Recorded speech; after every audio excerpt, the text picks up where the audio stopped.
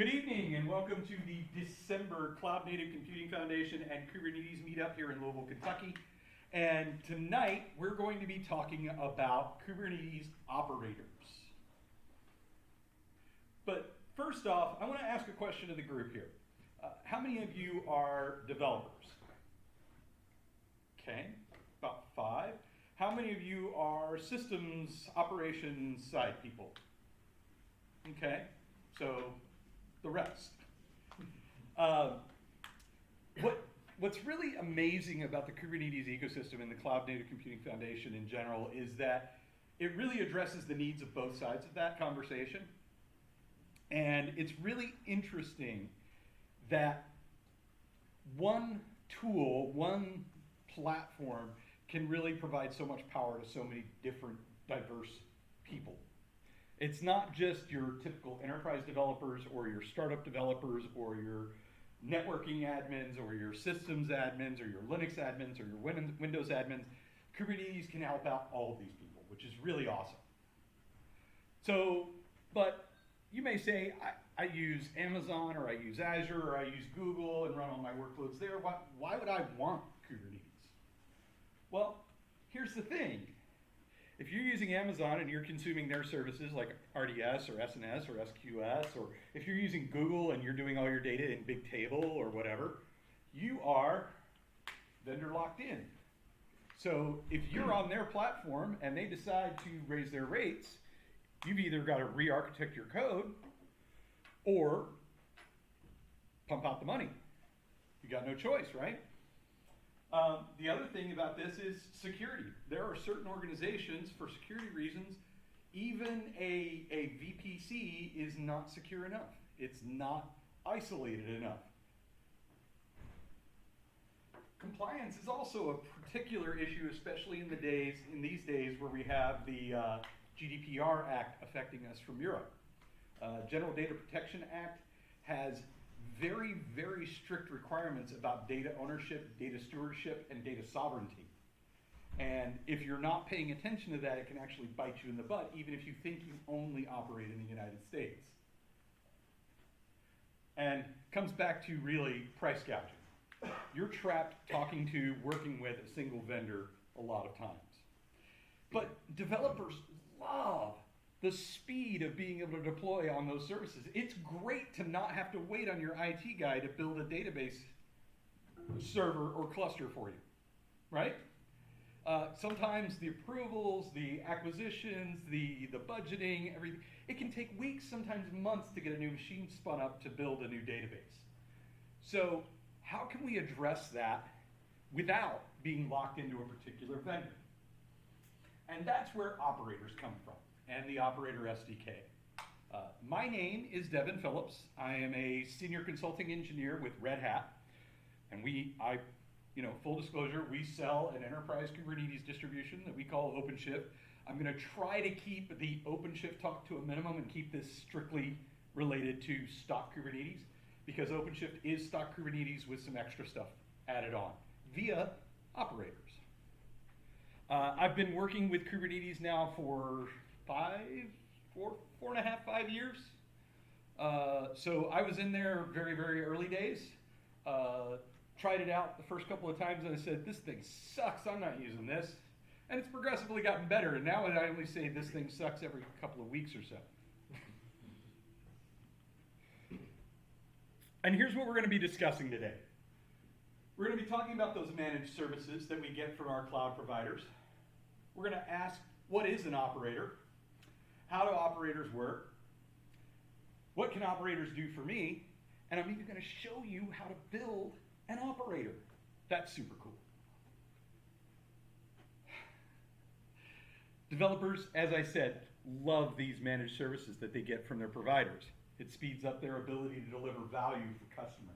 And that's really what it's all about, being a developer. You don't write code just for the sake of writing code, even though we like to think so sometimes as developers. We write code to deliver business value for customers or for our employers or for our consumers. That's really what it's about. And the faster we can deliver that value, the faster we can go to market, the more money we can make, the better we can compete in our environment. So what makes a managed service a managed service? Uh, this means that your administrator doesn't have to buy, provision, install, configure a new VM or machine. They don't have to fiddle with tuning. They don't need to perform regular maintenance tasks like patching or database vacuuming or you name it. It's near instant provisioning. No waiting for a new machine, no waiting for configuration installation, people's time, getting in the queue. And it's integrated with the platform. So when you go to Amazon or you go to GCE and you deploy a workload and you ask for a messaging system or a database, the authentication and all the access controls and everything are all integrated with that environment. You don't have to worry about configuring this and that and the other things to make sure it all works together. So what is an operator? And back to the idea of a managed service, operators allow you to satisfy the need for integration with the platform, near instant provisioning, and it can help you manage and do the regular day-to-day tasks depending on how well the operator is written. And the nice thing about this is operators basically are ways of extending the functionality of Kubernetes. That's the gist. Kubernetes has this etcd REST API where all the object types are stored and you just get post, push, pull requests, all that kind of stuff. One second. And then there's a controller that sits there and monitors that API, and when something changes, that controller does something to affect the environment. You had a question, Yukaya. So you said that this was a way to sort of extend Kubernetes. Yes. Does this mean that there's a certain sort of class of applications that would be ideal for operators, and maybe a class of other type of applications that would not be appropriate to be used in this way? Absolutely, absolutely. So operators are generally great for something that you're going to deploy multiple times or on multiple clusters across a wide variety of different organizations. So you don't have to, creating operators is not really the point. Using operators is really the point. So you might create an operator. There's an operator for service mesh, Istio and Envoy and service mesh for managing all the connectivity of your services within a Kubernetes cluster. And instead of having to either manually create stateful sets or set up Istio controllers or stuff like that, you deploy the operator using a Helm chart generally, and then it creates a new extension to the Kubernetes API. It's called a custom resource definition. And that operator then connects to the Kubernetes API and watches for any changes to that type, that data type. And if it sees a new instance of that custom resource, or CRD, as a CR, a custom resource instance, it will read that and say, oh, now I know what I need to do, and it will go and do it inside of your cluster for you. And here's the gist. Operators are an app. It's that simple. There's no magic to it. An operator is a combination of a controller, a Kubernetes application integrated with the API, and a custom resource definition. That's all an operator is. It's a program that monitors the Kubernetes API and a data type definition, or set of data type definitions. And the custom resource definition is our way of extending Kubernetes to support more than the stock functionality. How does it work? Hey, it's magic. No, it's not. It's exactly like this, and this has got to be one of the simplest flowcharts you'll ever see, right? It's so stupid easy. You have etcd, which is the data store. It's a key value store inside of Kubernetes. You have the Kubernetes master, which presents that as a REST API. You have the operator, this is the program, and it watches for get, create, updates, or deletes on your custom resource definition. And when it sees a change, the operator then makes appropriate changes inside of your cluster. It can create new pods, it can create new networking policies, it can allocate storage, things like that. Pretty simple concept, right? Questions about that? So when deployed, the operator creates the API extensions in Kubernetes master etcd configuration and sets up those watchers for the resource types, those new resource types. It sits there listening for someone to create an instance of that or those resources. Now, the Kubernetes REST API is not guaranteed to be reliable. So part of the functionality of an operator is that if it loses its connection, it reconnects. And it has a continuation value so that it can check to see if anything happened while it had lost its connection. So operators don't have a guaranteed low-level SLA or service level agreement for how quickly they'll respond, but it's pretty fast regardless. If it loses its connection and reconnects, you're talking, milliseconds, not minutes. And when someone creates an instance of the new custom resource, the operator gets notified. It interacts with the stock Kubernetes API to deploy pods, create stateful sets, set up ingress points or services or persistent volume claims and things like that. This can include any of the standard K8s stuff, or it can interact with other operators and other extensions to the API, whatever you're interested in programming. So what can operators do for me? Well, here's the gist. There's this website, operatorhub.io, and there are over 100 operators currently published. And I've just kind of called out a couple of special ones here. There's the Postgres operator from CrunchyDB. That doesn't just deploy Postgres. What it does is it deploys a clustered, active, multi-master Postgres cluster, and it does like 80% of your normal database maintenance tasks. Vacuuming the DB, updating indexes, compressing your data stores, emptying out empty indexes and things like that. All the day-to-day drudge work your DBAs do, and allows them to focus on optimizing queries, optimizing data structure, working on normalization, speeding up your code. Because seriously, who wants to sit there and run vacuum DB and monitor it every other day? I don't know any DBA that wants to do that. They want to keep their job, yes, but their job really should be focusing on that higher value of making the app faster, helping their developers understand the infrastructure of the database. This next one here, you may not recognize, that's Streamz. Streamz allows you to easily deploy a Kafka cluster for streaming messaging. You create one custom resource definition, you tell it how many Kafka nodes you want, or if you want it to auto scale, and you tell it what kind of authentication you want for it, and it goes and creates the Zookeeper instances, the Kafka instances, sets up all the routes and ingresses for your data or for your service, completely hands off. This next one is Aqua Security. That one's App Dynamics. Dynatrace, my bad, Dynatrace, which is for application tracing and monitoring and that sort of stuff. Twistlock, which is for container scanning and security. Kafka, Infinispan, which is a distributed data grid. Redis for caching, and who knows the last one? Anybody recognize that last icon, the little sailboat? Come on, Ukiah. I know you know that one. Istio. Istio. Who's heard of Istio? Okay. Yeah. Okay. So Istio provides what's known as service mesh, and it's become exceptionally popular in Kubernetes. What Istio does is it can manage all the communication between various services in your infrastructure. It doesn't have to be on Kubernetes. It's just easier on Kubernetes.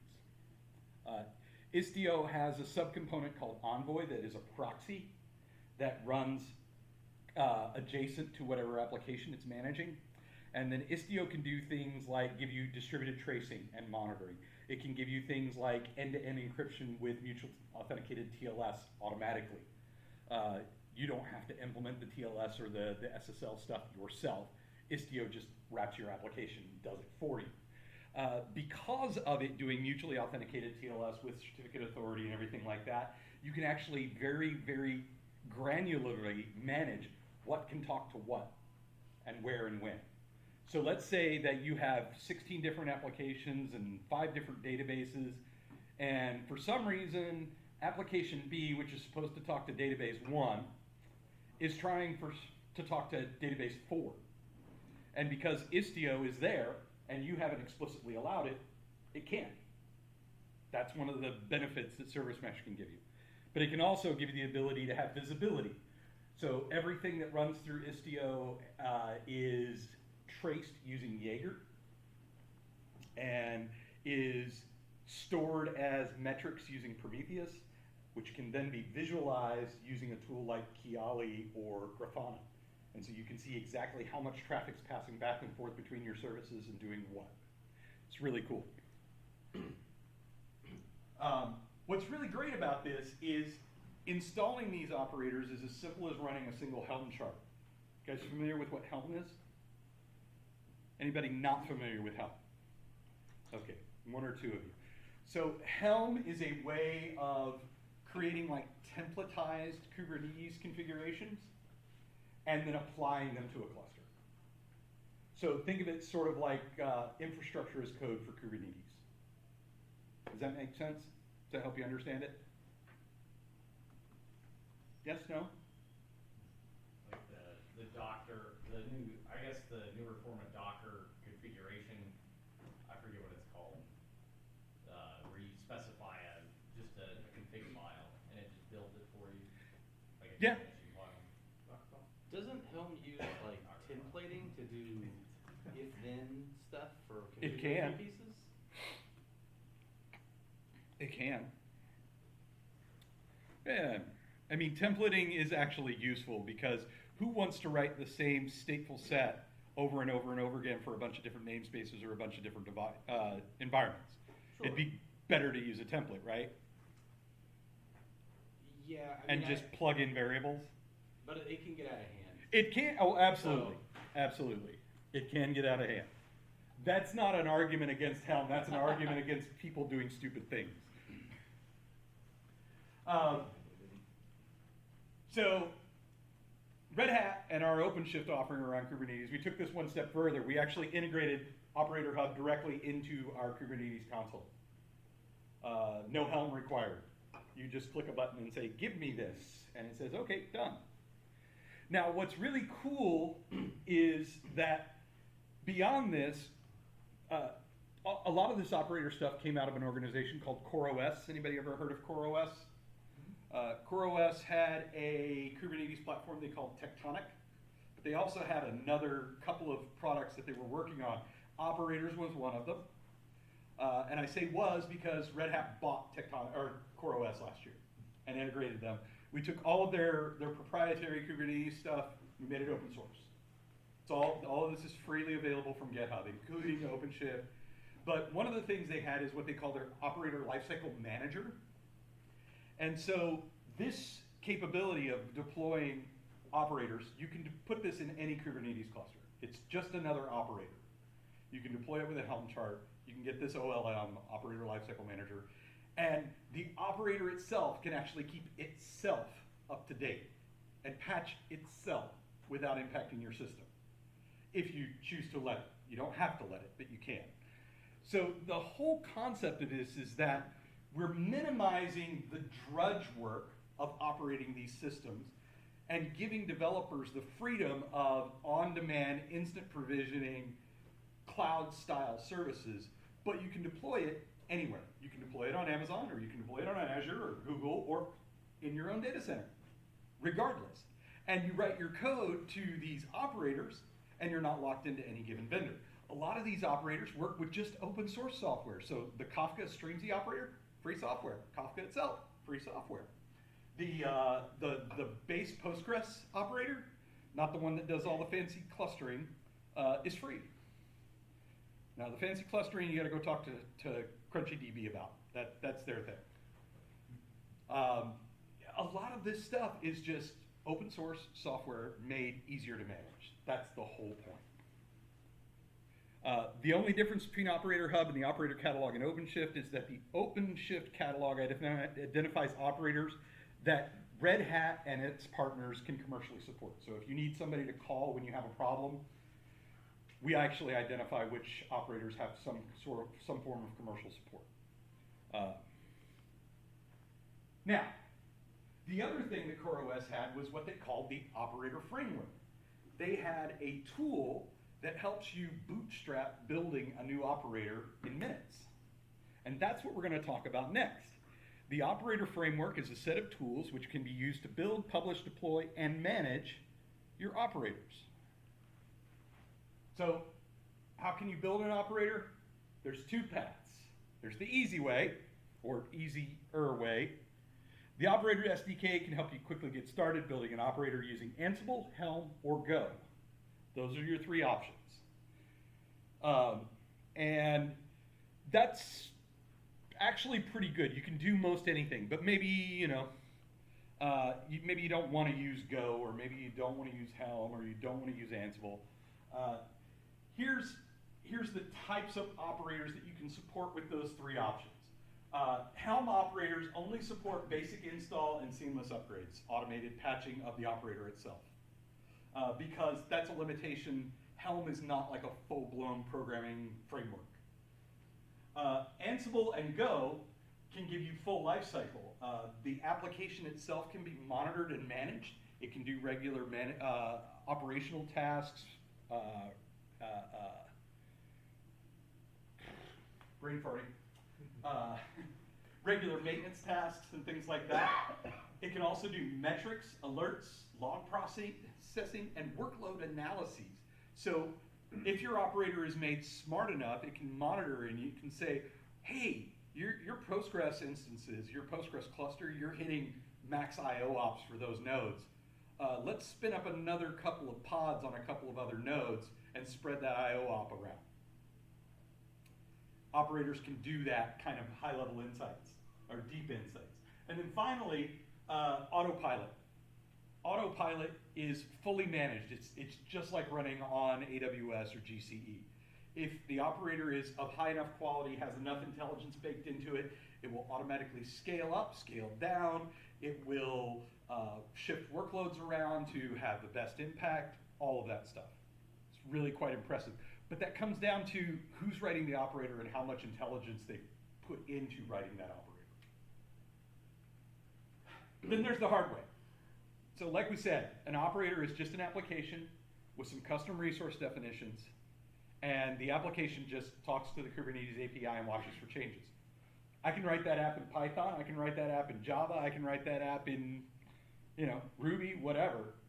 But what the operator SDK gives us is they will automatically generate most of the project for us, and we really just have to fill in business logic. If you don't want to do it in Helm, Ansible, or Go with the operator SDK, you've got to do all that yourself. And that can be quite a bit of effort. It has been done, and in fact, that Streamzy operator, the Kafka cluster operator that I was talking about earlier, is written in Quarkus, which is natively compiled Java. And it's a tool that I use on a regular basis these days. So let's make an operator. I told you guys about this website earlier in the discussion. We're going to bring this up, and I'm going to show you that it's not terribly difficult. How many of you have ever used Katacoda? Okay, so Katacoda is a website that allows you to create these really nice tutorials in a scenarios format. And they offer branded options, and of course Red Hat has bought into this whole hog. And we have a couple of Katacoda scenarios up on learn.openshift.com. None of this is specific to OpenShift. All of this stuff will still work on Kubernetes. Any Kubernetes distribution you choose, whether that's Rancher or K3S or OpenShift or you name it. Google Kubernetes Engine, whatever. What it does require is that depending on which way you're going to write the operator, whether it's with Ansible or whether it's with Go, we do not have a scenario for Helm operators yet. You do have to know the underlying system. You either need to know Ansible or you need to know Go. And so we actually offer a refresher on how to do Ansible, and then how what modules are available within Ansible for Kubernetes interactions. And I'm going to actually walk you guys through. You're welcome if you have your laptops to follow along. This is actually going to spin up your own Kubernetes cluster for you to do development with. It's going to give you a cloud-based development environment. It's going to give you a cloud-based terminal, and you can actually run through these scenarios later if you so choose. This is open to everybody all the time. So this one is mentioned as difficulty beginner. Can everybody see that, or do I need to zoom a little bit? Is that better? A little more. A little more?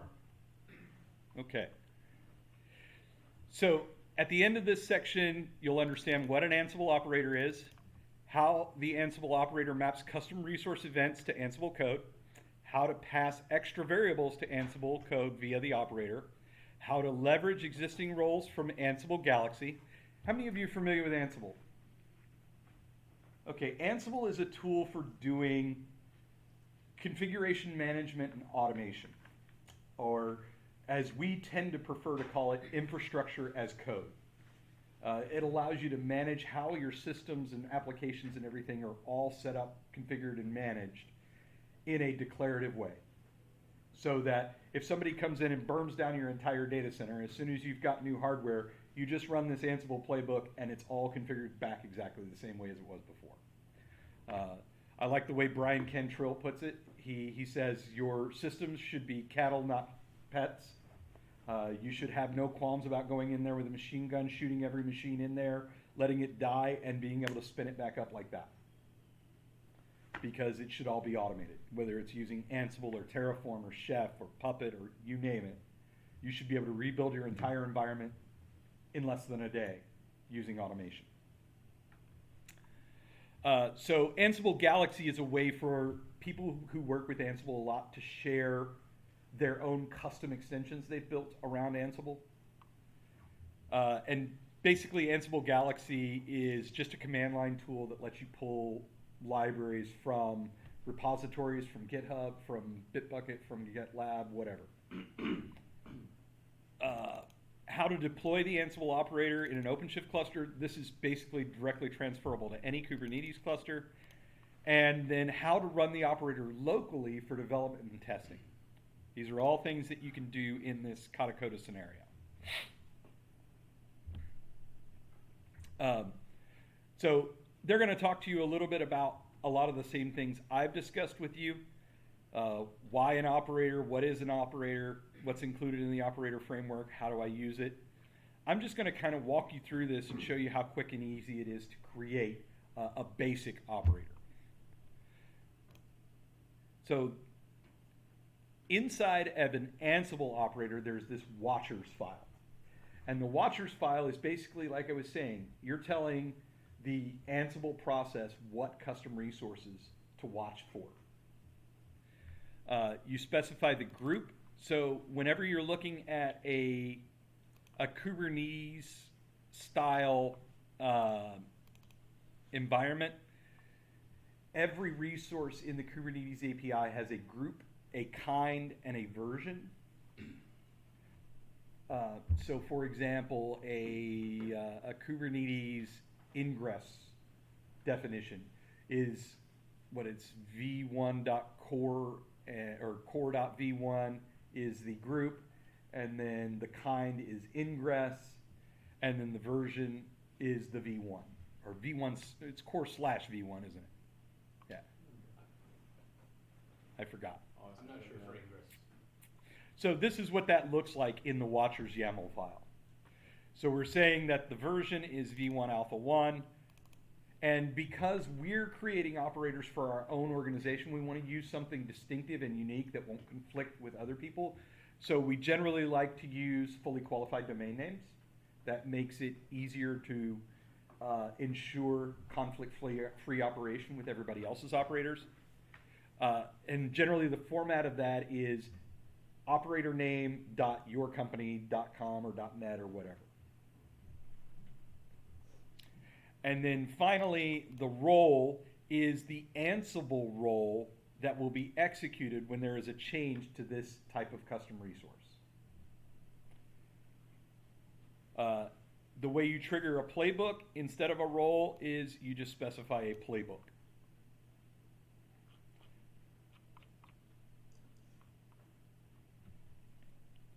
And what you do, the operator SDK is actually going to build out a Docker file for you as part of bootstrapping your environment. So we can actually show right here using the operator SDK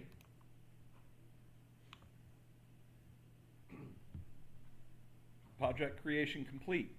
And we see that we have our foo operator. Kind of hard to make out, but we have our foo operator. It even comes with a Travis CI/CD build. We've got our watches for our custom resource types. We've got our roles that will be executed when that custom resource type is created or modified or deleted. We have molecule unit tests for our Ansible. We have our deploy configuration, which has our custom resource definitions. We have our role bindings to tell Kubernetes what service accounts to run these operators as and what sorts of privileges they would have. And then in the build directory, we have our generated Docker file. All you have to do as a creator of an operator is down here in either this role or in this playbook. Well, in this one, it's a role. Oh, no, there's the playbook. Either in this playbook or in this role, you just add your business logic. The operator framework has done everything else for you, or the operator SDK has done everything else for you. And it works similarly for Helm and Go. It will build out a set of stub Go applications, and in the Go instance, it will actually build out what's called the reconciliation loop, which sits there and watches for new events, and if it doesn't get one, it'll continue, and then it'll come back and, oh, are there any new events? And when it sees a new event, it will actually apply that event and reconcile the state of the cluster based on the data that it receives from the operator, or from the custom resource. So pretty straightforward. The custom resource file, as we said, you have to specify the API version, the kind, and the metadata. And in our case, the custom resource file looks like here. Let's see if I can scale this down a little bit. All right. Is that readable? Or is it too small? That's not too bad.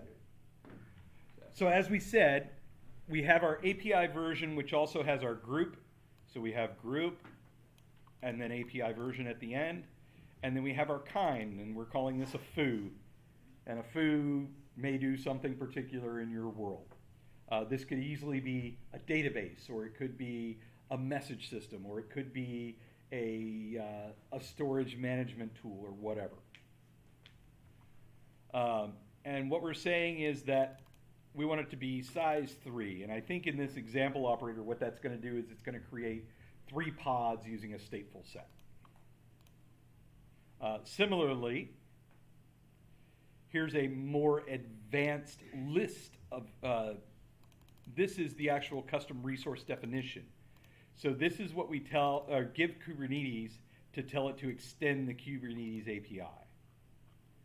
So this is sort of like the schema for the data type, and this is an instance of the data type. Kubernetes objects can have metadata. They can talk about when they were last created. They can talk about labels they might have, all sorts of additional information about that data. They can have annotations. Annotations allow us to drive additional functionality beyond as well.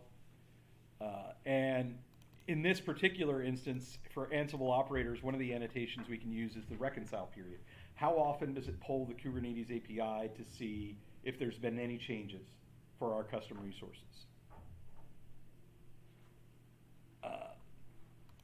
So we've got our example. We're watching for this event of kind, or watching for events from kind foo, and our playbook would want to run certain things, and they're setting this up to run every 30 seconds. Now, within the Ansible operators, you can also want to get extra data out of that custom resource. So in your custom resource definition, maybe you want to be able to specify the number of nodes for your application, or sorry, the number of instances for your application, your service, or whatever. And we saw in our example that we had that size 3. That is basically extra variables that we're going to pass into the Ansible operator. It could be authentication information, could be licensing information if you're deploying a piece of software that you have licensed. All of that would work. And from Ansible, you can just say message, and that will show you all the custom inside of the Jinja templing inside of Ansible. You can just say message. Message is a variable that contains all of your custom data fields. So if you specifically wanted a particular parameter, you could say new parameter right there.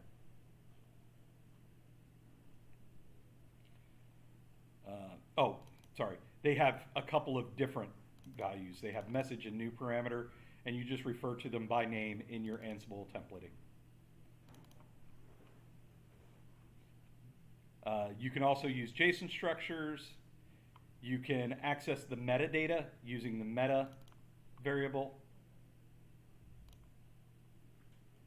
So we've already created our new Ansible operator. We can specify what the API version and kind are going to be using the operator SDK. The operator SDK is just a Go binary that you can download for your platform, whether that's Windows, Linux, or Mac. It's a natively compiled binary for your target platform, and you just run it from the command line to generate new operator projects. Now, that's pretty much the gist of using or building an operator. Most of you will probably never need to build an operator.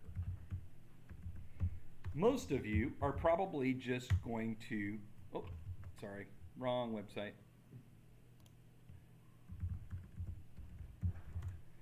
Most of you are just going to want to consume operators. And that's where Operator Hub comes in. And let's say you need a database. Okay, here's all the databases that you can get operators for. Crunchy Postgres, CouchDB, Cassandra, Cockroach, Hazelcast, Elastic, Infinispan, Mongo, Nuo, PlanetScale, Percona, a couple of different open source Postgres operators, Redis, TIDB. So this is cool because you deploy one of these operators using a Helm chart or deploy it using the operator catalog and the operator lifecycle management, and then you just say, give me a Postgres database with this much I/O and this much processor and this much memory, and it goes and builds it for you. Boom. No sysadmin work required. What your sysadmins are doing are generally monitoring your cluster health to see if you've got enough resources for all these things that developers need. And they say, oh no, we're about to max out our nodes, let's go buy some more servers. And then they deploy those servers, add them to the cluster, and move on. But messing with configuring this stuff, installing stuff, managing the configuration of this stuff, no need. No need. So you can get things like networking. Here's one for Ukiah there. There's a Kong operator. Kong has networking? Kong has a service mesh implementation for Kubernetes, similar to Istio. I thought it was just API gateway. That is part of it, and their API gateway can tie in with their service mesh offering quite easily. So let's see, what else do we have? We got developer tools. So this one's actually kind of fun. Eclipse Che. Have you guys heard of Eclipse Che? So you can actually go out to OpenShift.io and I've got to log in real quick. You can sign up. Anybody can sign up for this. It's a cloud development environment that runs in Kubernetes, including the integrated development environment. So it's Eclipse running as a JavaScript web app and connecting to a language server on the back end. Except the language server has like 64 gigabytes of RAM and scads of CPU. And so you can walk around with a little Chromebook that weighs little or nothing, connect to your cloud development environment, and do massive workloads.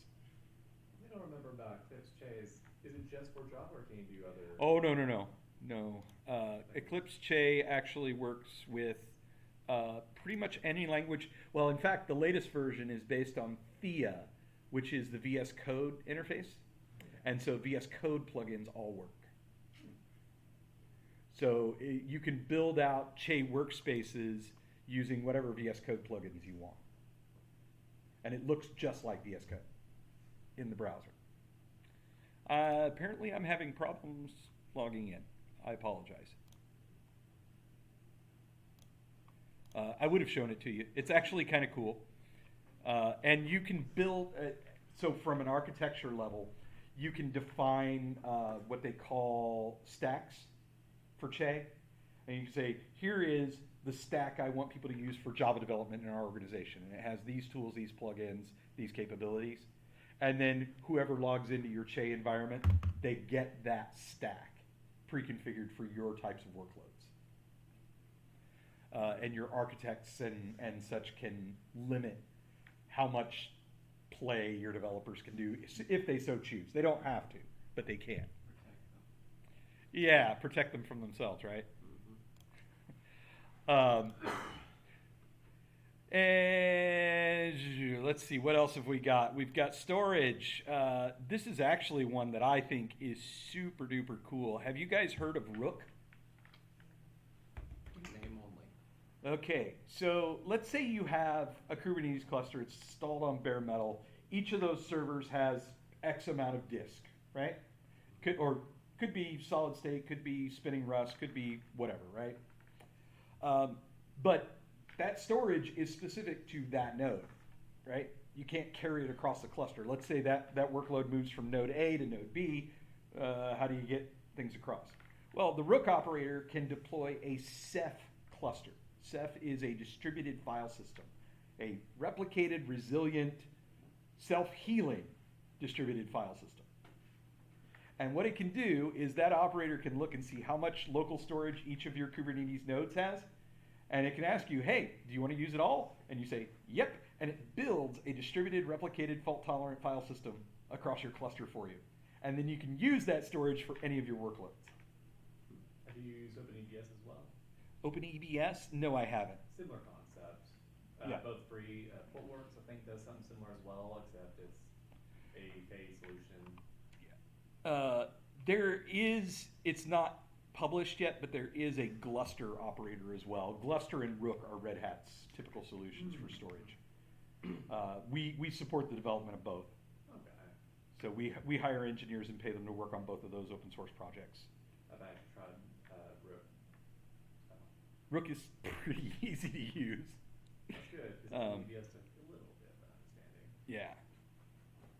You just specify how much storage on each node, and Rook goes out, allocates it, and then you can start using it as persistent volumes within Kubernetes within seconds. It's actually really, really slick.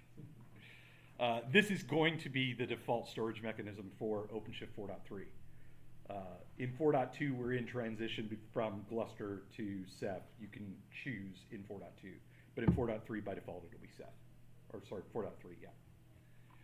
Let's say you want security. There's the Anchor engine for scanning and monitoring your containers.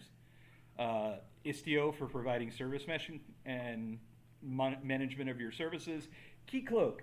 How many of you have to do authentication management on a regular basis?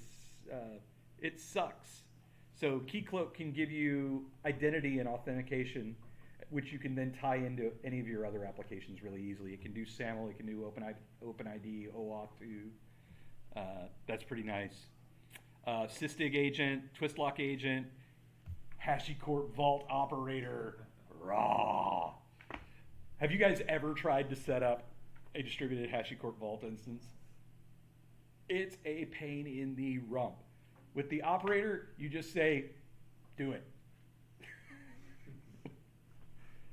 You have to give it the first 3 sets of unlock keys, and that's all. That's it.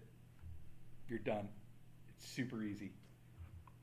So this kind of concept is really where we want to be taking developers these days. We want to make it easy to get operational considerations out of the way of delivering business value. And that is the true power and promise of Kubernetes operators.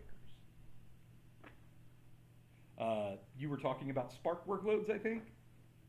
I don't think so. Oh, you. Yeah, no, the guy behind you. There's 2 Spark operators. Wait a second. If you've ever tried to configure a Spark cluster, it's sitting. You've got to set up Zookeeper. You've got to set up the distributed storage and all that kind of stuff. And it's not exactly easy. The Spark operators are actually pretty easy. They're not brain dead simple, but they're pretty easy. So deploy this on your Kubernetes cluster. Your life gets a little easier. And it just magically works. It doesn't. It's not magic. They've baked a lot of really hard-earned operational knowledge into these operators. These are a lot of this is coming from. So, I don't know how familiar you guys are with, or you folks are with, consultancies and managed services. So, like IBM's Global Technology Services, right? They want to operate your IT for you. And they learn a lot of hard-fought knowledge on how to keep your databases running well, how to keep your operating systems running well, how to keep your web servers running well, and stuff like that. Well, these companies and these consultants are taking that hard-earned knowledge and they're baking it into these operators as best they can. Now, it's never going to take care of everything, but it can definitely handle the low-hanging fruit, the day-to-day drudge work. And in a lot of cases, it can handle a couple levels above that, depending on what type of workload it's operating on.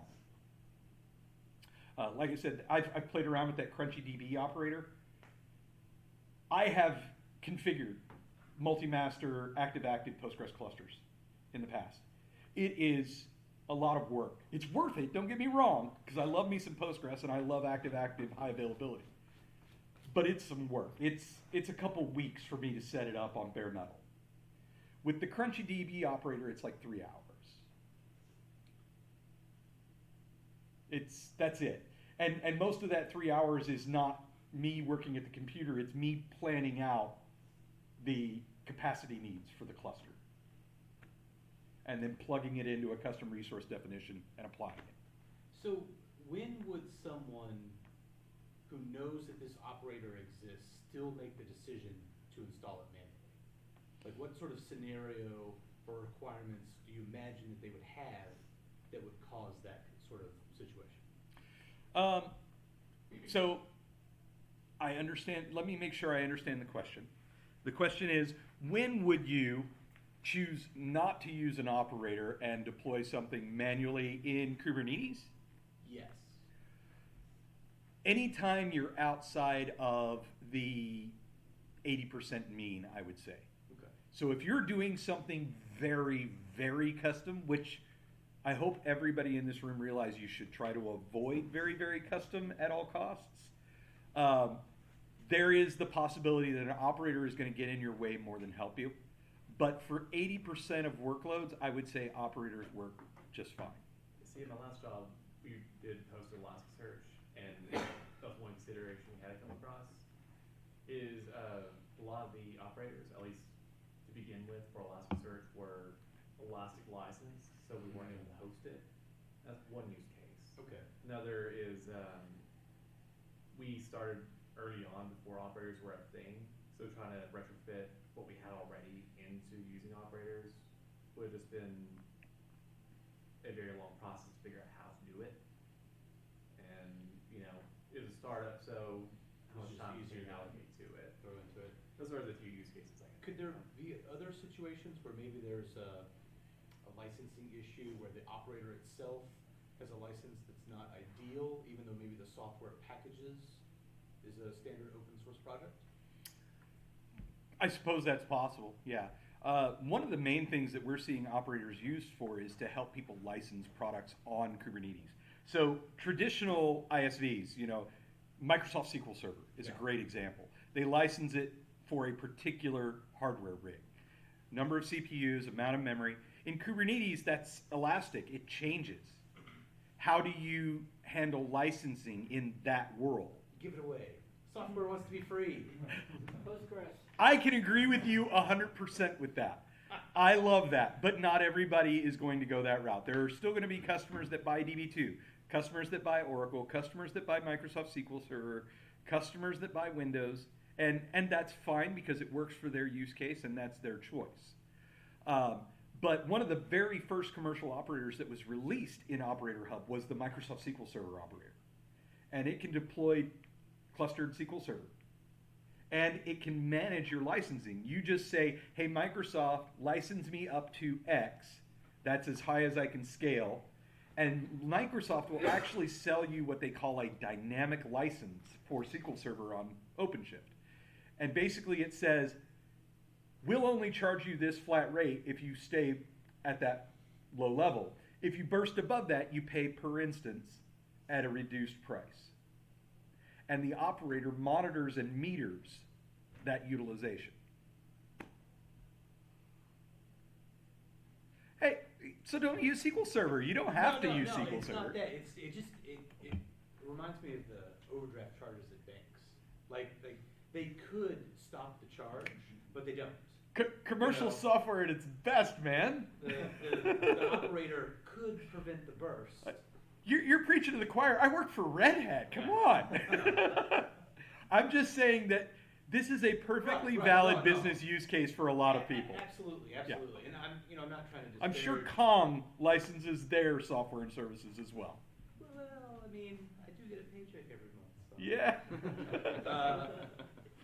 Yeah. I'm not trying to disparage, people trying to earn money from software. So, I mean, that's... But you're also an open source aficionado at heart and you want software to be free. Well, the particular thing about that example is I don't like the uncertainty when it comes to billing. I would much prefer... But you don't have to enable that. Oh, okay. Yeah, I would much prefer to have when I hit that point, not have the burst, to have it like, queue up requests or something. Yeah. Something else. So, Yeah, I'm just saying it's an option to turn on that dynamic burst capability. Cool. And what's also really cool is you're starting to see some of these Kubernetes distributions auto scale. So in OpenShift, we call it a machine set. You can actually deploy OpenShift on, say, Amazon or on Azure or on GCE on VMs. And the OpenShift management operator, the machine set operator, can monitor the number of nodes you have. And if you start hitting limits on the number of nodes you have, the OpenShift cluster can scale itself to add more nodes to the Kubernetes cluster. And I believe Rancher has a similar solution that they're working with Amazon on. So you're starting to see that become a capability as well, auto-scaling your actual cluster, not just your workloads in the cluster. So that's really neat, I think.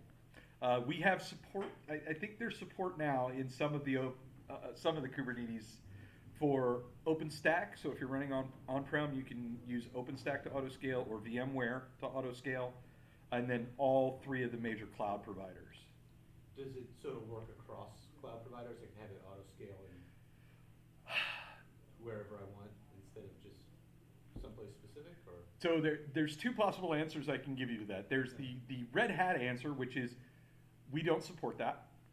And then there's is it possible? Yes, if you have talented enough, knowledgeable enough people. Do you know if it's using the CNCF project of the automatic node autoscaler? I don't know. Okay. I'm a lowly consultant. I don't get to deal with engineering much, unfortunately. No worries. But yeah, so Consultant. lowly consultant. I really am, dude. I don't know about that. I'm a lowly consultant. Well, okay, senior consultant, but there is principal and distinguished consultant above me. Lowly senior consultant. Although I am working toward that principal consultant. That's really the gist of everything I wanted to cover here today, and I hope it was useful and valuable to you. I hope you learned something new or reinforced something that you were already looking at to give you something that brings value to you and your organization and your work. If you have any other questions, feel free to ask.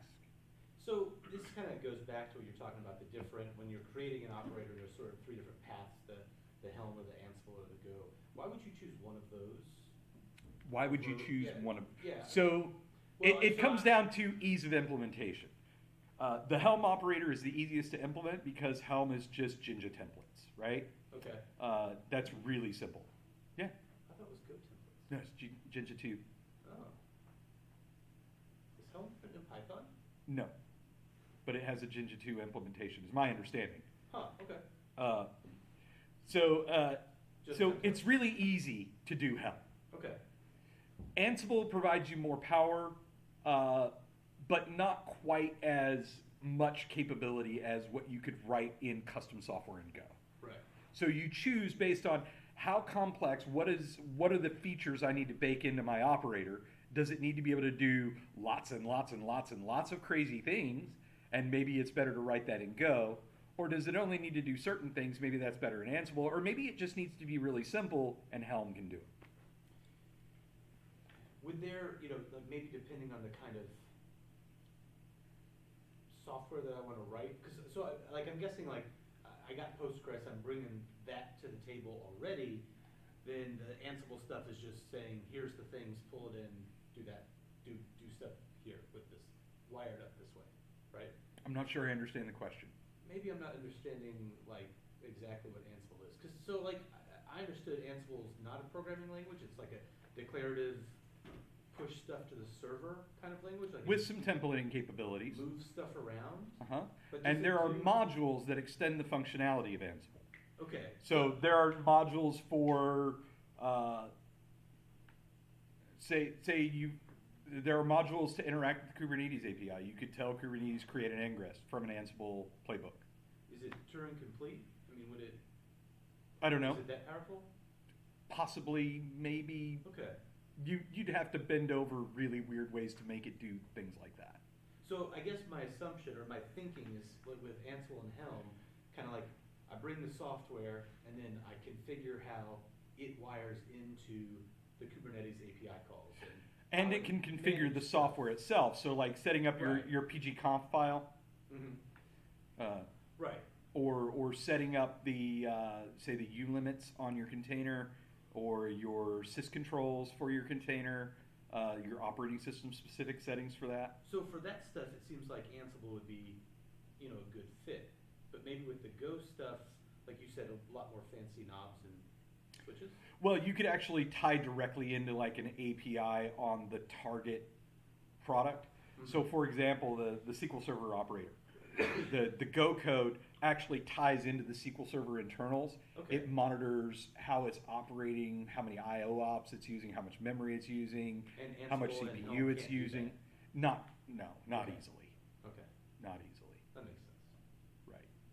So is that what the Go would be, if you wanted to pass a license key to SQL Server, but it sounded like you could use Ansible to do that too. Well, you're thinking a lot smaller. I'm talking about the Go operator for SQL Server introspects the server itself and how the server is operating and its health and its optimizations Like and it's things like monitoring that. the logs, like it's. No, it's much deeper than that. So is that integration, I mean, I'm guessing it's just like APIs, like there's a boundary between the two? Or, I didn't write it. Or can you like call, could it potentially be the same application? I mean, could you write, fictionally, could you write a database server in Go as an operator? I mean, is that, It would be put weird, too many but things in the potentially, like I said, an operator is just an application that monitors the Kubernetes API. okay. That anything could be an operator technically. It's just a matter of use cases. Deploying an operator should be near instantaneous via the operator catalog or the operator lifecycle manager. And then the operator should allow your developers or your consumers to consume whatever products via the operator.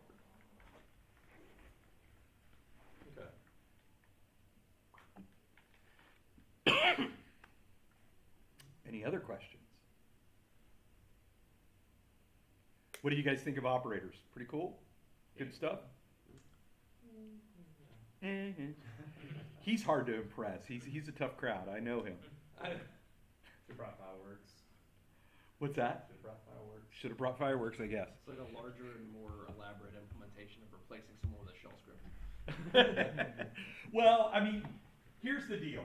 And I hear this argument from customers and associates and colleagues alike. It's like, hey, if we bake all this intelligence into an operator, right, that's going to get rid of all these jobs.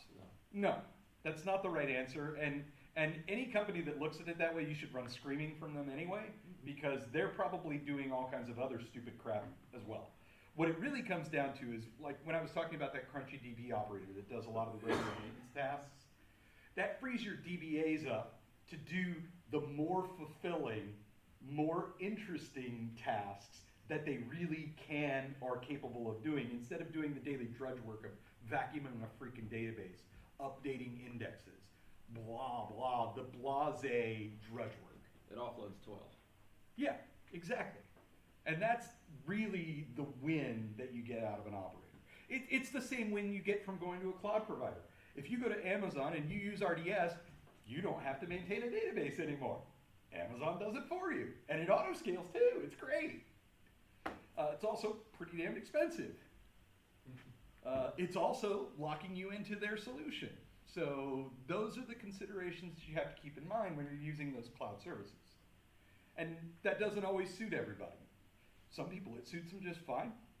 Great, continue using Amazon. Happy to help you with that. But for those of you that it doesn't suit, you have alternatives. And to still get that nice developer workflow. Anything else? Well, thank you for your time. I appreciate you all listening, and have a great evening. Yeah.